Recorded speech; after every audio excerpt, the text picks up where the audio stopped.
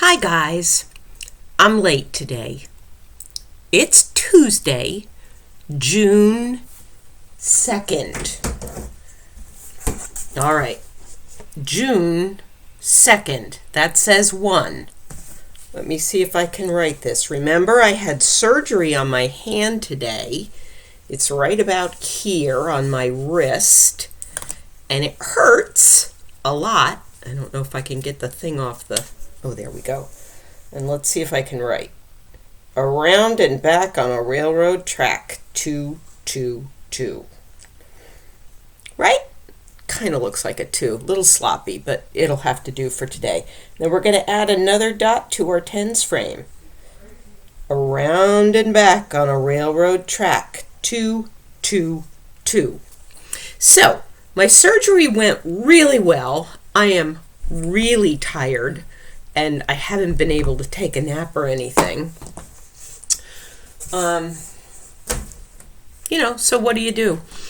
I watched TV for a little bit. I tried to read. I tried to take a nap. It just wasn't happening for me. So I finally decided, well, I better get in here and do my story. So before we get into the story, I can't flip cards today. It hurts too much.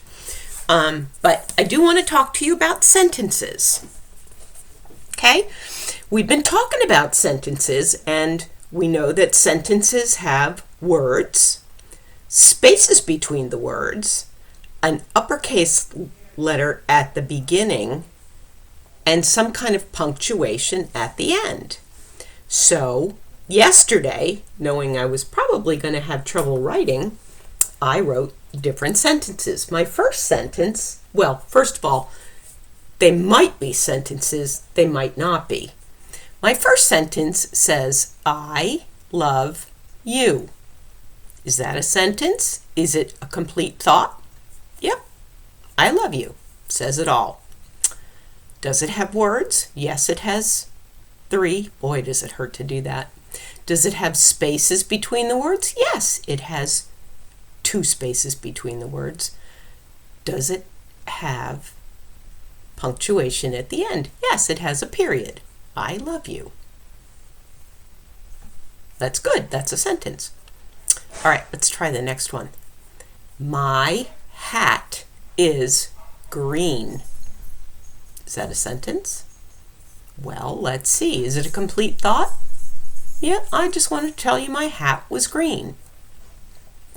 Does it begin with an uppercase letter? Yes, it does. That is an uppercase M. Does it have words? This particular one has 4 words. Does it have spaces between the words? Yes, it does. Does it have punctuation at the end? So is it a sentence? No, not right now. But if we put punctuation at the end, oh, now see, I put the top on and now I can't get it off. Wait a minute. If we put the punctuation at the end, my hat is green. I'll put an excited mark or an exclamation mark. My hat is green. Different way to say it. All right, next sentence. Does a spider have 6? I'm sorry, that's not a 6. That's an 8. I do know my numbers.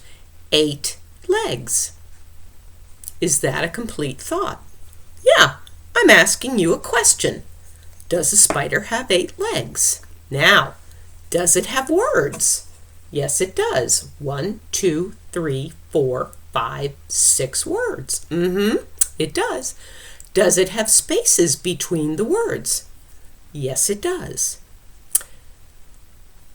Does it begin with a capital letter or an uppercase letter?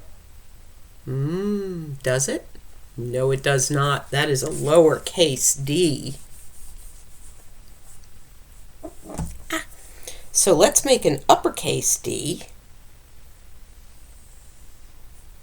And see now, is it a sentence? Well, we already said it's a thought.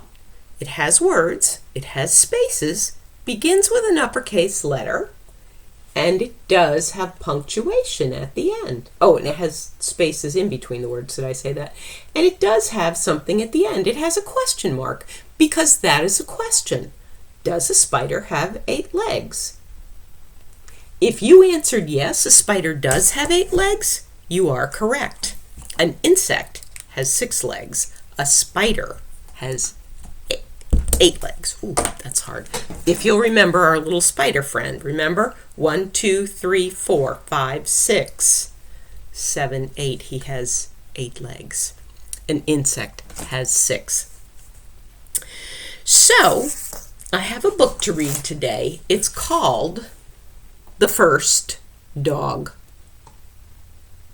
Pretty dog, too. Kind of looks like a wolf. And this one is written and illustrated by Jan Brett. Oh, we know Jan Brett. We read a story by her yesterday. And this one, do we still have those guys hanging around anymore? Woolly elephants? Mm-mm. And how about this, a woolly rhinoceros? Do we still have those hanging around? Mm-mm. This story was written, or it takes place, it wasn't written that long ago, but it takes place a long, long time ago. So, The First Dog. And remember, Jan Brett is famous for her pictures in the margins, telling you kind of what's going on. And if you look closely, that looks like a pack of wolves. To me, that's what it looks like. So, I'm going to have to read this maybe a little bit differently today because it's really hard to grasp the book. Long ago, in the great days of the Pleistocene, Kip the cave boy bounded down the trail on his way home. So Kip lived in a cave. Didn't dress like us, doesn't have clothes like us. This was written in the time of a long time ago. He avoided the aurochs, the cave bears, and the megaceros. He evaded the woolly rhinoceros and the wild horse and the mighty mammoth. And I don't know that all those guys are in here, but there are a lot of things in the border that are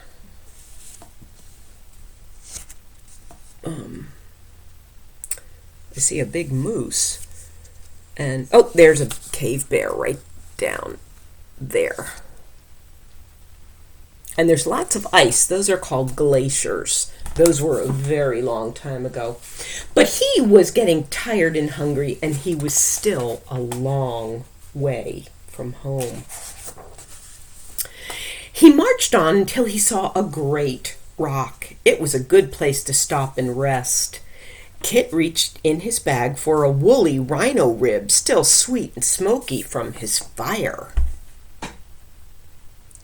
And I don't know if you can see, just because of the way I'm trying to hold the book, who's right there? A wolf. A wolf, a wolf, it's the wolf. Suddenly up popped Paleo Wolf, looking, there he is right there, closer picture, looking for leftovers. Wolf's nose began to twitch and sniff. He sniffed to the left and he sniffed to the right. "What are you doing?" teased Kip. "What can you smell in this emptiness?" What do you think that dog was smelling? I think that rib. Paleo Wolf held his snout is his nose, high in the air. With his keen nose he could smell a rain cloud across the valley, a track of a tiny toad, the pelt of a prying pachyderm, but most of all, he could smell roasted woolly rhino bones, and he gave a hungry whine. That's what my girls are downstairs doing right now. They're trying to convince Mr. Larry that it is dinner time. But Paleo Wolf, wait a minute. Wait a minute. I lost part.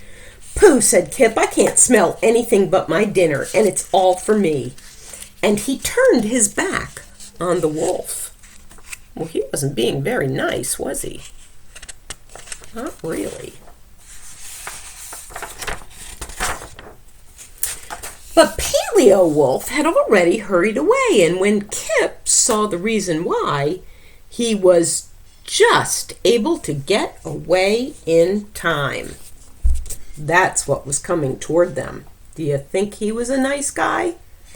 I don't think so. Soon, Kip was back on the homeward trail. He walked on and on until he spied a cave. Can you see the cave right there? It's right there. It was a fine place to stop and rest, and he thought about another rhino rib still crackly and crunchy from the fire.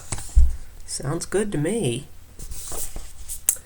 Up popped Paleo Wolf looking for leftovers. Wolf's ears began to turn and dip. He listened to the left and he listened to the right. What are you doing? Mocked Kip, taking a big bite. What can you hear in this silence? What do you think he was hearing? Maybe Kip chewing on a bone? Wolf cocked his head with his fine canine ears. Canine means dog. He could hear a fish rise in the river, a leaf fall, the soft pant, pant, pant of a cave bear. Uh-oh. But most of all, he could hear the snap of woolly rhino bones still crisp from the fire, and he gave a pleading howl. Now, if you look carefully right here, you might see a wee little cave bear. Just a little guy. Pooh, said Kip, I can't hear anything except my teeth crunching on these very tasty bones. And he threw a clump of moss at Paleo Wolf. Well, that surely was not what Paleo Wolf was looking for. I'm having troubles turning the pages, guys. I mean, I usually have troubles turning the pages, but today I'm really having troubles. But Paleo Wolf had already hurried away, and when Kip saw the reason why, he was able to get away just in time. That cave bear was coming right after him. Soon, Kip was back on the homeward trail, more footsore and weary than ever. He trudged on and on until he saw a big tree. It was just the place to stop and rest. He climbed the tree and reached for a woolly rhino rib, still pearly and greasy from the fire. Up popped Paleo Wolf looking for leftovers. Wolf's eyes began to sparkle and dance. He looked to the left and he looked to the right. What are you doing? Jeered Kip. What can you see in this darkness? Well, dogs can see a lot more things than we can see in the darkness. Wolf's eyes glowed. With his sharp eyes, he could see the shimmer of a distant drop of dew, a mouse scurrying far away, a feline sleeping high above. A feline is a cat. But most of all, he could see a pearly, greasy morsel of rhino bone shining in the moonlight, and he licked his chops. He went, Pooh, said Kip, I can't see anything, except, of course, my roasted, toasted, crispy, crunchy, pearly, greasy, woolly rhino rib, and you won't be tasting that because I want it all to myself. Then Kip yelled, shoo, as loud as he could. Kip was not being very nice. He wasn't sharing. Of course, this was not his dog. This was Paleo Wolf. The yell resounded up and down the tree, and it woke up every living thing around. And instantly, Paleo Wolf's nose wrinkled and his ears went back, his eyes narrowed, and his tail stood out. I don't know if you can see him there. He looked so terrible that Kip threw the whole bag of rhino ribs down from the tree. "Help yourself, Wolfie." But Paleo Wolf did not care about dinner now. His mane bristled and ridged down his back. A long growl shook from his throat. It was his last warning. Kip opened his eyes very wide.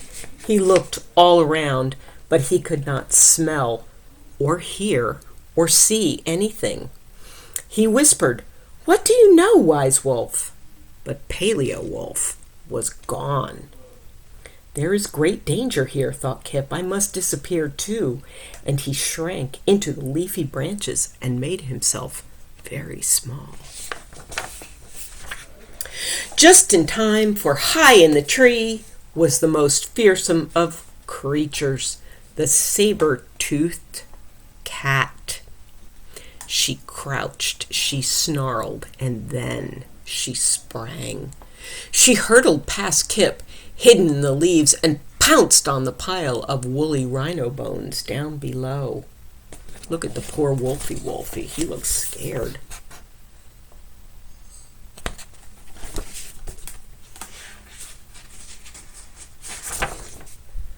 All that night, as he sat in the tree, Kip thought and thought. He shivered over Paleo Wolf's last warning. It had not been 1 second too soon. The next morning, Kip climbed down. There was Paleo Wolf looking for leftovers. Together, they looked at the spot where the bones had been left, and they were both very gloomy. Finally, Kip made a speech. He said, "Wolfie, if you will use your keen nose and your fine ears and your sharp eyes to keep me from being eaten up, I promise I will share with you all the woolly rhino ribs and even mammoth meat that I cook over my fire." So now he realizes. Paleo Wolf barked, meaning yes, and then he wagged his tail. The very first wolf to ever do so. When Kip saw that, he cried, "And I will call you Dog," which means one who wags his tail. And so with that, Kip got a dog, the very first one. And then Kip the cave boy and the first dog went on home. And if you look up here, let's see if I can find it on here. I'll try to get close. He's waving to his family here, and there's the caves back up there. There's more family up here too. I know the picture's really kind of sallow, but anyway. So there's the first dog. And dogs are our friends, and I recall talking to you yesterday about being nice to people. We need to be nice to people. Whether we like them or whether we don't, we need to respect them. They're people. And same thing with dogs and cats. We don't need to be mean to them. If they bite you or they bark at you, they're just doing what comes naturally because they're scared, they're frightened. And so when they're frightened, they fight back by scratching, cats scratch, or biting, dogs bite. So we need to be nice to animals too. Snakes maybe not so much, because I'm not crazy about snakes, but I wouldn't go out of my way to kill one. But I would run away very fast and very loud. Listen, guys, I gotta go rest, but I'll see you tomorrow. And I'll have this on my hand until June 10th, which is coming up real soon. And a shout out today to my best boy. My Beezer is 11 years old today. And I already sang to him on the phone, so I don't have to sing to him now. But I hope you all have a great evening. And remember, be kind to all people. I'll talk to you soon. Love you. Bye.